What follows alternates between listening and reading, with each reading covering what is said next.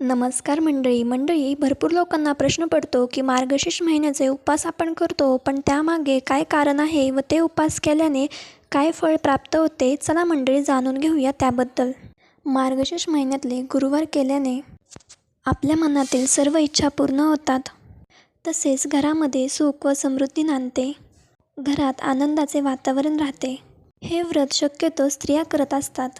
त्यामुळे माता लक्ष्मींची त्यांच्यावर कृपा होते. तसेच माता लक्ष्मींचा घरात कायम वास्तव्य राहतं. तसेच जो पुरुष किंवा स्त्री हे उपवास करते ते शेवटच्या गुरुवारी ह्या उपवासाचे उद्यापन करतात.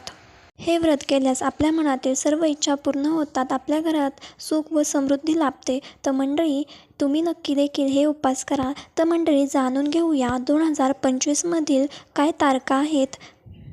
2025मधील मार्गशीर्ष गुरुवार हे 27 नोव्हेंबरपासून सुरू होणार आहे. तसेच ह्यावेळेस 4 गुरुवार आलेले आहेत. पहिला गुरुवार हा 27 नोव्हेंबरचा आहे.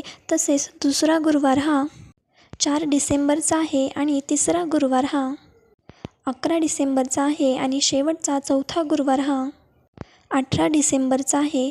तर मंडळी, कशी वाटली आजची माहिती कमेंट करून नक्कीच सांगा.